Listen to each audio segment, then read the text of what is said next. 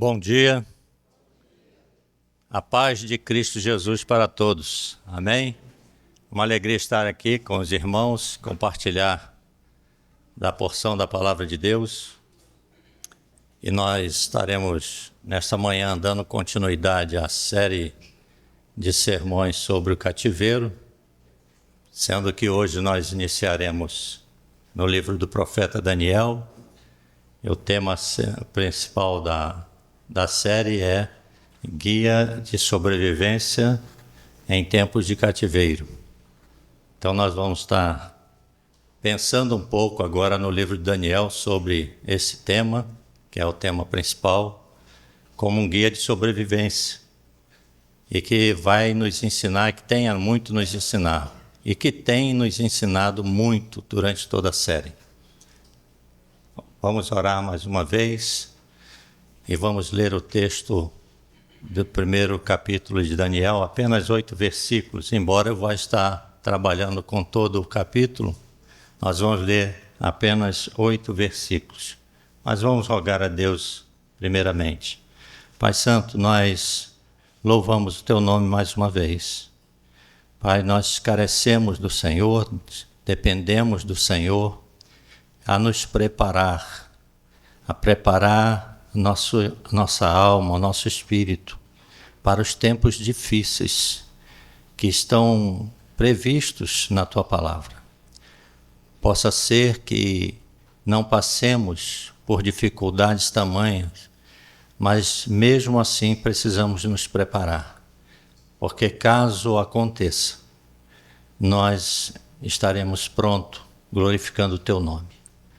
Para tanto nós rogamos ao Teu Espírito Santo que nos conduza na ministração desta palavra, que ela venha ao encontro e de encontro aos nossos corações e que possamos, ó Deus, estar sendo capacitados. Por misericórdia e graça do Senhor é que nós rogamos a Ti. Em nome de Jesus. Amém. Daniel capítulo 1, do verso 1 a 8 apenas, diz assim: No terceiro ano do reinado de Joaquim, rei de Judá, Nabucodonosor, rei da Babilônia, veio a Jerusalém e a sitiou. E o Senhor entregou Joaquim, rei de Judá, nas suas mãos. E também alguns dos utensílios do templo de Deus. Ele levou os utensílios para o templo do seu Deus na terra de Sineá e os colocou na casa do tesouro do seu Deus. Depois, o rei ordenou a Aspenaz, o chefe dos oficiais da sua corte, que trouxesse alguns dos israelitas da família real e da nobreza, jovens, sem defeito físico, de boa aparência, cultos, inteligentes, que dominassem os vários campos do conhecimento e fossem capacitados para servir no palácio do rei. Ele deveria ensinar-lhes a língua e a literatura dos babilônios. De sua própria mesa, o rei designou-lhes a porção diária de comida e de vinho. Eles receberiam um treinamento durante 3 anos e depois disso passariam a servir o rei. Entre esses estavam alguns que vieram de Judá: Daniel, Ananias, Misael e Azarias. O chefe dos oficiais deu-lhes novos nomes. A Daniel deu o nome de Beltesazar, a Ananias de Sadraque, a Misael de Mesaque e a Azarias de Abednego. Daniel, contudo, decidiu não se contaminar com a comida e com o vinho do rei, e pediu ao chefe dos oficiais permissão para abster-se deles. Nós temos como tema da nossa mensagem para esta manhã, vivendo para Deus mesmo quando os ventos sopram contrários. Vivendo para Deus, mesmo quando os ventos sopram contrário. Em primeiro lugar, eu quero trazer uma reflexão aos irmãos, a toda a igreja, sobre a seguinte pergunta: é possível viver para Deus quando as circunstâncias são totalmente contrárias? queria que você pensasse nessa pergunta durante toda a nossa reflexão na palavra de Deus. É possível viver para Deus quando todas as circunstâncias são totalmente contrárias? Vamos pensar nisso. O livro de Daniel, nós constatamos uma grande crise vivida pelo povo de Deus. Nabucodonosor, soberano, rei da Babilônia, ele sitiou Jerusalém no ano de 605 a.C., e a captura de Jerusalém ela tem mais a ver com a ira de Deus sobre o povo do que propriamente com Nabucodonosor. Deus estava irado com o povo.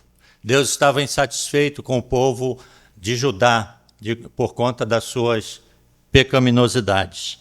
Esse primeiro capítulo começa com a ocasião em que Daniel e seus amigos são levados para a Babilônia, juntamente com outros, e não somente eles, mas também os utensílios do templo. Então, isso soou para Nabucodonosor uma vitória, mas não foi bem assim. Uma suposta vitória, ou no pensamento dele uma vitória. Mas como foi o cativeiro babilônio? Vamos pensar um pouco sobre isso. O cativeiro babilônio, como nós vimos aqui no verso 1 e 2, ele diz que no terceiro ano de Joaquim, Jerusalém foi sitiada. Deus estava usando, queridos, um rei estrangeiro como instrumento de humilhação contra o seu próprio povo. Não era mais nem menos do que isso. Na verdade, Deus estava julgando o povo. Vale a pena ressaltar aqui o nome Daniel, que significa o julgamento de Deus. Então nós vamos pensando sobre isso. É Deus agindo sobre o seu povo com um propósito. Joaquim era um rei mau, era um rei ímpio, que havia subido no trono em 609 a.C. e fez o que era mal aos olhos do Senhor. Ele era ímpio, como outros reis que também fizeram mal aos olhos do Senhor, como alguns juízes, como nós já estudamos algumas vezes, eles fizeram o que era mal diante dos olhos do Senhor. Então, durante o seu reinado, o que aconteceu com Jeoaquim? Durante esse reinado, ele se aliou com o povo egípcio e depois se aliou com o povo da Babilônia, os babilônios, com a intenção de ter uma certa independência. Só que essa independência durou pouco tempo. Durou pouco tempo porque ele, por conta da sua idolatria, Deus o entregou aos babilônios. Então, Jeoaquim foi conduzido à Babilônia juntamente com o povo. Então nós aprendemos aqui que Deus, embora longânimo, ele não suporta pecado, como ele não suportava mais o pecado daquele povo. Deus é santo. Então, voltando à questão do cativeiro, Nabucodonosor sitiou Jerusalém, capturou não apenas o povo com Daniel, mas também levou boa parte dos utensílios sagrados do templo. Então, o povo foi levado para um lugar que eles não desejariam estar. Com certeza, nós também não estaríamos satisfeitos de ter sido levado ou de ser levado para um lugar onde nós não gostaríamos. Queridos, muitas vezes nós somos levados para lugares que nós não queremos. A exemplo do próprio profeta Ezequiel, que foi levado para o Vale dos Ossos Secos, ali no capítulo 37, como nós já vimos. Então ele certamente, se fosse perguntado a Ezequiel, ele não queria ir ali. Mas Deus leva-nos para lugares que nós não gostaríamos de estar por algumas razões. Pelo menos duas. Primeiro, para nos revelar algumas coisas que Ele tem como propósito para a nossa vida ou para a vida do seu povo, como foi com o profeta Ezequiel, mas também nos leva a lugares para nos aperfeiçoar através de provação, por conta da nossa rebeldia, muitas vezes. Porque muitas vezes somos rebeldes. E Deus nos conduz a certas situações ou permite certas situações para que nós possamos aprender ou nos aperfeiçoarmos no processo de santificação, caminharmos mais no processo de santificação. Nós precisamos nos santificar a cada dia. E Deus muitas vezes usa situações difíceis, de várias formas. O mundo em que nós estamos vivendo hoje, com toda essa questão política, econômica que nós estamos vivendo, e social, de tantas ideologias, tantas coisas, creio que Deus está aí provando o seu povo. O seu povo não tem sido ou não tem estado da forma que Deus quer. Haja vista muitas coisas que nós temos presenciado a partir de igrejas, de ministérios, que nós vamos vendo que o que tem acontecido hoje é uma certa propósito de Deus em ajustar o seu povo, em trazer o seu povo para perto dele mesmo. Então, em tudo isso, Deus tem um propósito, porque ele diz, como está lá em Jeremias 29:11, porque eu é que conheço os planos que tenho para vocês, diz o Senhor, planos de fazê-los prosperar e não de lhes causar dano, para dar-lhes esperança e o futuro que desejais, ou que desejas. Então Deus, ele tem propósito e ele leva o seu propósito a cabo, independente se nós vamos estar satisfeitos ou não. Deus é aquele Deus que, como já foi dito aqui, que ele zela por nós, ele cuida de nós. Então Deus nos ama e por isso ele nos trata muitas vezes de maneiras estranhas, a qual nós não estamos satisfeitos ou não nos contentamos. Muitas vezes passamos por situações e ficamos a nos questionar o porquê. Mas se nós fizermos muitas vezes uma reflexão ou uma introspectiva dos nossos atos, da nossa vivência, nós vamos perceber que nós estamos falhando com Deus. E muitas coisas são fruto exatamente dessa semeadura que nós fazemos. A nossa vida é como campo, pronto para semear. Vai depender qual a semente que eu lanço lá nesse terreno. É como se eu tivesse dois tipos de semente nas minhas mãos.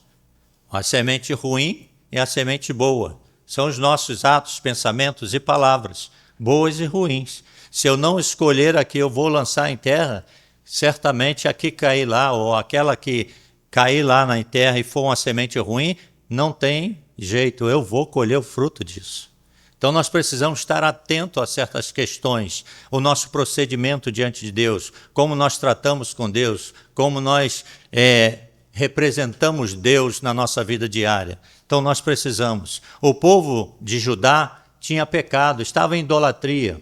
Por isso Deus toma essa iniciativa de trazer uma nação estrangeira do norte para capturar o povo.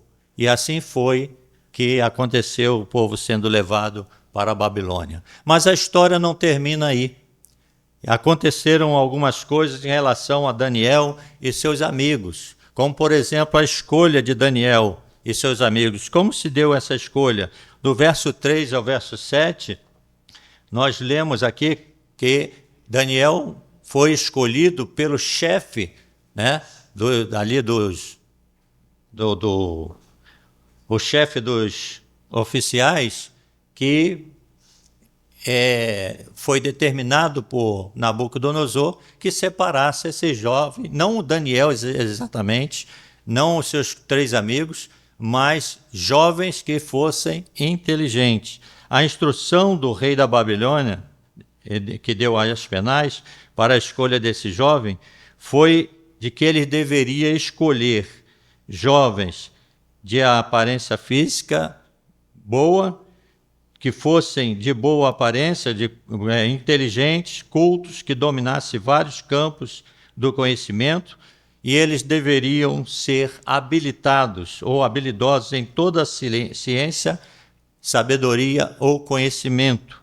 Deveriam ter a habilidade necessária para se comportarem à altura da corte ou do ambiente do palácio. Era isso que eles precisavam, e para isso teriam que ser treinados. naquele lugar para poder, assim, servir no palácio real. Pensem um pouco sobre essa questão. 4 jovens, aproximadamente 14, 15 anos, sendo levados para longe das suas famílias, longe dos seus pais, longe da sua terra, para uma terra estranha, uma terra muito de pagãos, onde eles estariam ali sendo treinados para servir a um Deus estranho ou um rei estranho. Então, era essa a questão. Como nós, principalmente os jovens, se comportariam se caso alguma coisa semelhante a isso acontecesse? Talvez não literalmente ser capturado para uma terra estranha, mas ser capturado por alguma ideologia, algum pensamento ideológico, alguma ação que contraria toda a vontade de Deus, que contraria os propósitos de Deus. Nós temos visto muitas coisas acontecerem no meio cristão. Pessoas que caminhavam muito bem e se desviaram, e outras que pareciam estar caminhando bem e hoje se revelam de uma forma totalmente contrária, com pensamentos, palavras contrárias. O que acontece muitas vezes? Claro que não dá para nós sabermos exatamente, a não ser que fizéssemos um estudo de caso a caso, poderíamos assim entender o que está acontecendo. Mas, seguindo, Nabucodonosor tomou alguns cuidados com aquele jovem. Primeiro, com a questão da educação deles. Eles precisavam ser treinados na cultura, na língua babilônica. Uma das formas de domínio de um povo é exatamente sobre a questão da linguagem, da cultura, da religião e da comida, que a comida faz parte da cultura. Essa era uma forma de domínio. E não é diferente dos dias de hoje. Certa vez, um tempo atrás, eu vi um vídeo de um líder islamita dizendo o seguinte: nós temos um propósito de conquistar o mundo, principalmente a região sul, né, do Brasil e mais outros. Enfim, os países de forma não com armas, mas implantando a nossa língua e a nossa cultura e a nossa religião. Essa é a forma de domínio sem armamento, sem guerra. E Nabucodonosor estava usando desses meios com aqueles jovens. Em segundo lugar, ele também, como já dissemos aqui, estava cuidando, ou pediu para que cuidasse do sustento desses jovens. Então, o rei designou da sua própria comida para aqueles jovens, para que eles pudessem ali estar se alimentando e, na concepção do rei, estar sendo fortalecidos, ficando sadios e depois servir no palácio. Talvez ele já tenha pensado que esses jovens, já tenha sabido de que esses jovens tinham uma certa cultura e que era de uma realeza em Judá. E a partir daí separaram eles. E nós vamos ver dentro do texto que também Daniel, principalmente Daniel, cheio de sabedoria e conseguia fazer previsões e adivinhar os sonhos, né? Revelar os sonhos. Então, certamente esse rei já tinha esse conhecimento, por isso ele pede para separar os jovens, aqueles sem defeitos, cultos, inteligentes, para que pudesse servir no palácio. E não somente isso, não somente cuidou da sua alimentação, não somente cuidou da sua sabedoria, da sua educação, mas também, como eu falei, no tocante à religião, ele trocou o nome desses jovens. Ele trocou o nome. O nome de cada um desses jovens trazia o nome de Deus. Daniel, Ananias, Misael, Azarias, trazia o nome de Deus, cada um tem um significado. Então, ao trocar, ele troca por nome de deuses pagãos, também para que eles esquecessem do Deus dos seus pais, dos seus antepassados. É uma forma de trabalhar exatamente através do discipulado, vamos dizer assim, para que eles fossem conquistados mais rapidamente e se esquecessem. Afinal de contas, passariam 70 anos ali, como passaram 70 anos. Então nós vamos percebendo isso. E como Daniel se procede, como ele se comporta, como nós nos comportaríamos numa situação como esta? De que maneira? Choraríamos? Nos desesperaríamos? Gritaríamos? Ou fizesse qualquer outra loucura na tentativa de escapar daquele lugar? O que nós faríamos? O que você faria se estivesse numa situação? Pensando até porque aqueles jovens tinham entre 14 e 15 anos, adolescentes. Muitas vezes nós adultos nos desesperamos com situações difíceis. Nós queremos resolver com as nossas capacidades. Nós queremos fazer qualquer coisa para mudar a situação. E aí acabamos de piorar. Quando a situação é como eles fizeram. Vamos ver aqui a fidelidade de Daniel e seus amigos. Daniel decidiu não se contaminar, primeiro passo dele, com os manjares do rei. Deus concedeu a Daniel misericórdia da parte do chefe dos oficiais. Ele não se recusou, Daniel não se recusou a comer a comida do rei, não por uma questão da lei judaica, por uma questão de dieta judaica que era estabelecido lá no livro de Moisés, né? Todo o Pentateuco. Não por conta disso, mas ele se recusou porque a comida do rei era oferecida a ídolos. Daniel podia tomar vinho, mas ele preferiu abster-se de todas as coisas, de se consagrar ao Senhor. Então Daniel começou com essa decisão, não se contaminar, não se misturar. Ele não se recusou por causa disso. Nós vamos ver na palavra de Deus, lá em 1 Coríntios 10, verso 21, quando o apóstolo Paulo, a tratar das questões do alimento, isso fazendo um contraponto com a questão da ceia, ele diz assim: vocês não podem beber do cálice do Senhor e o cálice dos demônios. Não podem participar da mesa do Senhor e da mesa dos demônios. Embora o apóstolo Paulo esteja pegando este versículo ou citando isso para os crentes de Corinto, para constatar o rito da ceia do Senhor com o rito dos sacrifícios pagãos, eu quero pegar esse texto aqui e aplicar nesse momento. Nós não podemos nos associar. Não são as circunstâncias que devem ou devam levar a gente a caminhar de forma diferente. Caminhar de forma diferente quando as circunstâncias são contrárias é não ter fé em Deus, pelo menos fé suficiente para lutar. É entregar os pontos, é não acreditar na providência de Deus. Então nós precisamos entender, Daniel e seus amigos se mostraram muito mais inteligentes, ou melhor, muito mais diligentes do que muitos crentes atuais. Daniel e seus amigos se mostraram muito mais diligentes do que muitos de nós nos mostraríamos.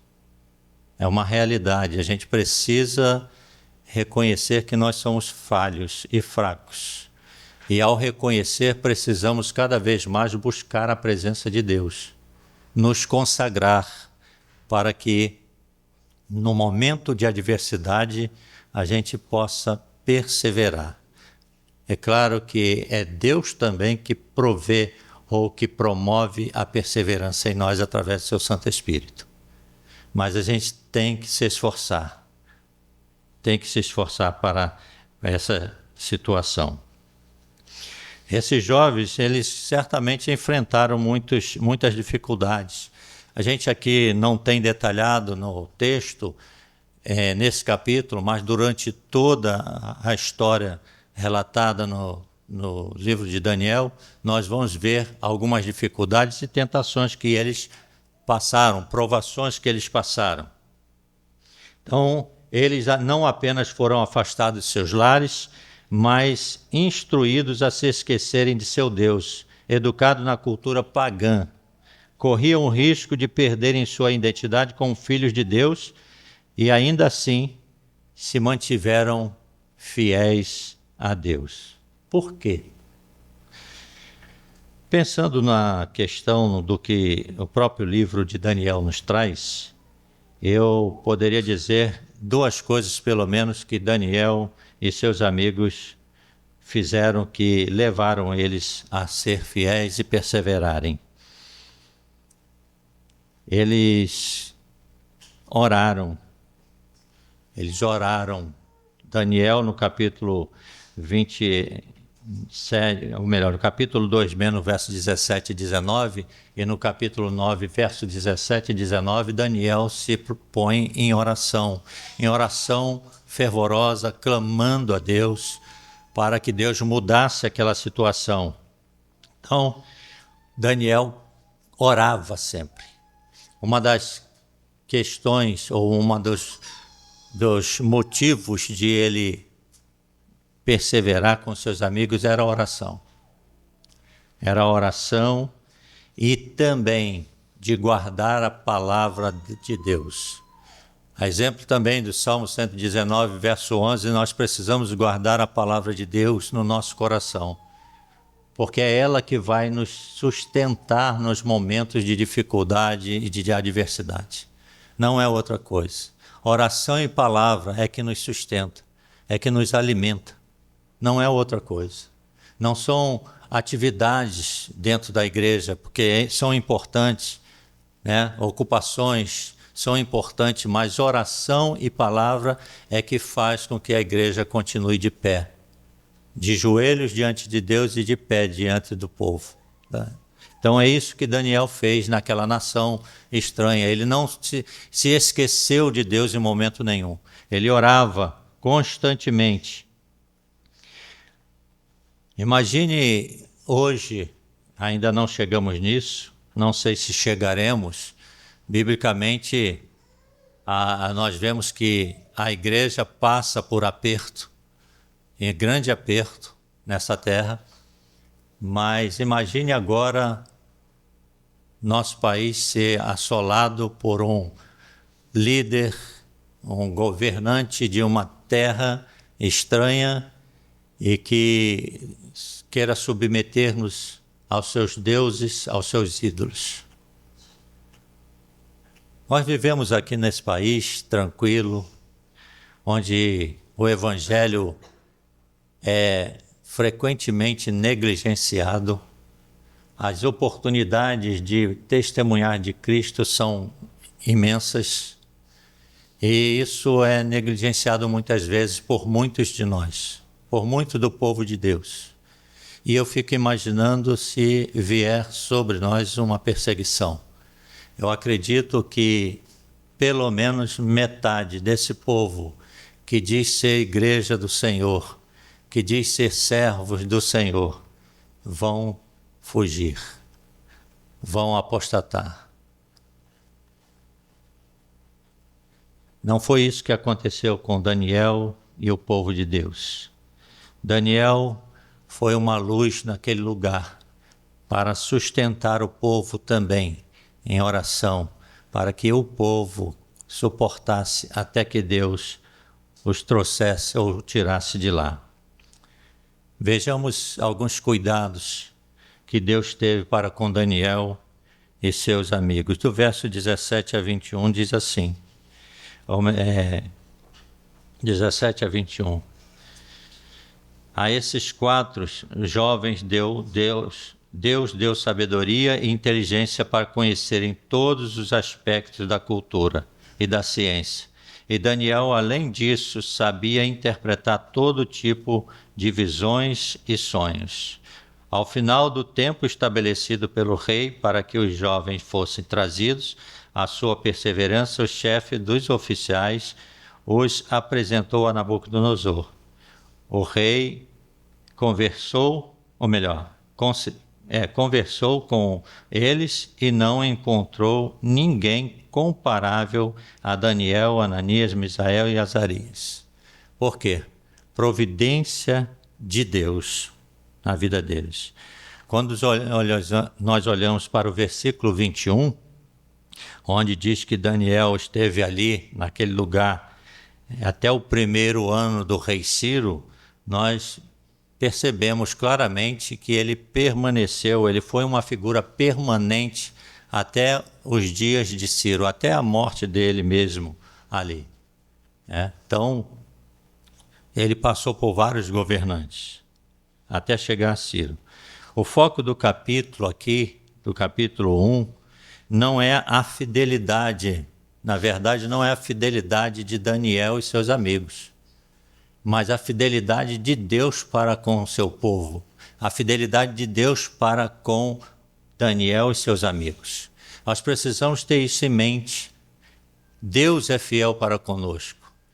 Nós não somos fiéis, no sentido pleno da palavra, para com Deus. Nós procuramos ser fiéis, muitas vezes falhamos.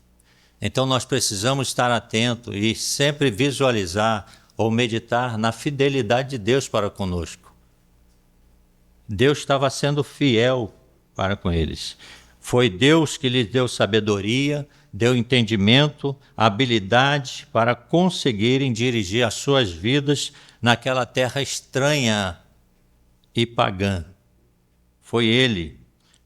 Então, precisamos entender, é Deus que promove, é Deus que nos dá perseverança, fé, é Deus que nos dá fidelidade, né? Fidelidade é da parte de Deus para nós suportarmos as coisas. Deus colocou Daniel e seus amigos numa posição única para ser bênção naquele reino. Queridos, nós precisamos ser bênção onde quer que nós estejamos, ainda que não gostemos, não possamos gostar do lugar onde nós estamos. Talvez você não pensou nisso ainda. Em qualquer lugar que você esteja, que você não esteja gostando, você precisa ser fiel a Deus. A exemplo de um emprego, um simples emprego, você não gosta. Mas como ser fiel a Deus num trabalho que você não gosta? Cumprindo com teus deveres, sendo um bom funcionário, chegando na hora certa, sendo obediente às ordens do patrão. Ah, mas eu não gosto nem do patrão, nem do... Ore a Deus, seja fiel a Deus, sendo obediente às autoridades e procure um outro lugar melhor. Procure um emprego melhor. Procure fazer o que é melhor. Porque Deus está olhando.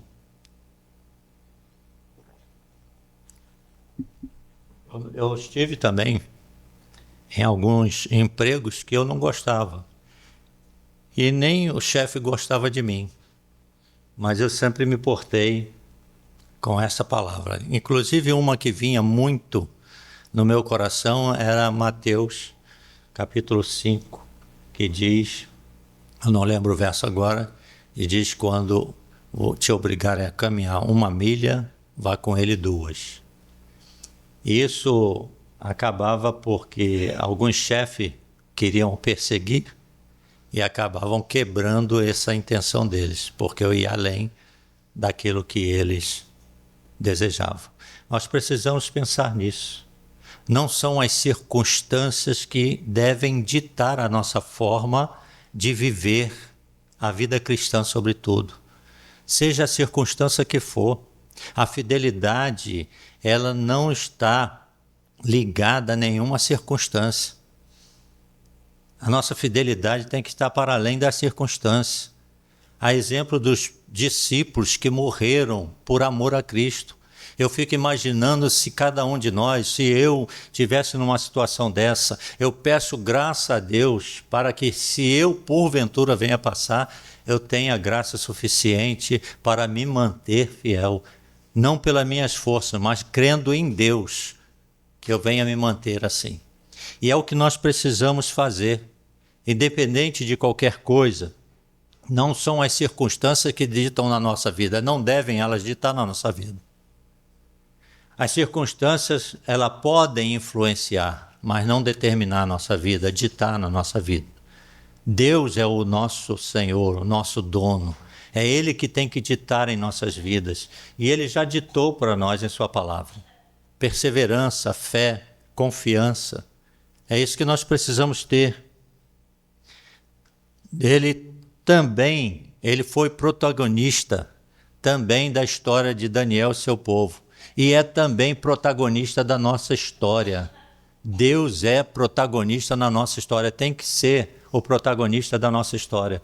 Quando nós lemos Deus sendo o protagonista na história de Daniel, na história do seu povo, não é só para achar que foi naquela época, com aquele povo, não. Deus continua sendo Deus. Deus continua sendo o protagonista, o autor da nossa história, o autor da nossa vida, da nossa salvação. Então nós precisamos entender isso. Então, caminhando um pouco já para o final, queridos, a Escritura, ela resiste a muitos homens, embora temente a Deus, que cometeram muitos deslizes e mancharam suas vidas cristãs, sua vida de fé com Deus. Mas quando nós olhamos para o livro do profeta Daniel, em relação a ele e seus amigos, em todo o capítulo, e até mesmo em outros lugares que citam, Jesus vai citar Daniel e Paulo também, enfim, nós não vemos nenhum registro que possa denegrir o caráter de Daniel. Não tem nada que manche o caráter de Daniel, não tem nada registrado. É claro que Daniel foi humano, certamente teve medo, ficou chateado muitas vezes, não entendendo muitas coisas naquela situação, mas ele se manteve firme ali. É possível que aqueles jovens tenham sofrido muitas outras coisas, muitas outras tentações, mas em todo esse livro, o seu livro não registra nada que venha denegrir o seu caráter.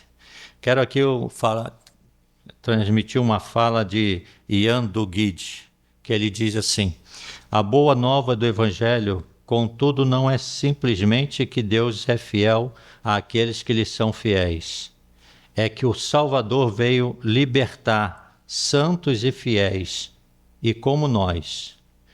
Nossa salvação não descansa na nossa habilidade de permanecermos incontaminados do mundo. Pelo contrário, está na pura e incontaminada oferta de Jesus, que Jesus provê em nosso lugar. Ainda que nós sejamos infiéis, Ele se mantém fiel. E é a fidelidade dele. Ele já deu prova de tudo isso. Jesus que provê a nossa salvação. Mas voltemos à pergunta inicial. É possível viver para Deus quando as circunstâncias são totalmente contrárias? O profeta Daniel diz que sim. Ele diz que sim, através de todo o seu livro. Ele afirma que é possível. E toda a Bíblia afirma que é possível viver, mesmo que as circunstâncias sejam contrárias, viver para Deus. E é o nosso propósito. Então, com base nesse livro, no profeta Daniel, não só nele, mas em toda a Escritura, eu afirmo também que é possível viver para Deus, mesmo que as condições ou as circunstâncias sejam totalmente contrárias. Porque Deus é que nos instrui, Deus é que nos ensina, Ele que nos guia no caminho que devemos andar, E é Ele que nos aconselha, como diz o Salmo 32, verso 8. É Ele que dirige as nossas vidas. E termino, queridos, dizendo o seguinte, que o que está registrado aqui no verso 19 do capítulo 34 de Salmos, diz assim: o justo passa por muitas adversidades, mas o Senhor o livra de todas. Daniel e seus amigos passaram por várias situações terríveis. Nós passamos por várias situações terríveis. E poderemos passar, certamente passaremos, não só em contexto de enfermidade, de dificuldade dentro do nosso convívio social, nosso convívio humano, mas poderemos ser provados até questão na nossa própria vida. Como nós vamos nos portar? Oração, palavra guardada no coração, é que vai nos sustentar. A exemplo de Daniel e seus amigos e todo o povo que ouviu certamente Daniel, viu o exemplo de Daniel. Que nós possamos também pensar, pergunte a você mesmo, eu sou capaz de viver para Deus se a circunstância na minha vida for contrária? Hoje está tudo bem, glórias a Deus, mas e amanhã? Amanhã. A gente pede que nunca passe, mas não temos garantia que não vamos passar. E como nós vamos nos proceder? Pense nisso. Louve a Deus, glorifique a Deus, com toda a sua alma, com todo o seu coração. E peça a Ele que Ele o livre, mas que se Ele não livrar, que Ele lhe dê graça suficiente para você se manter fiel até a morte, se for necessário. Amém?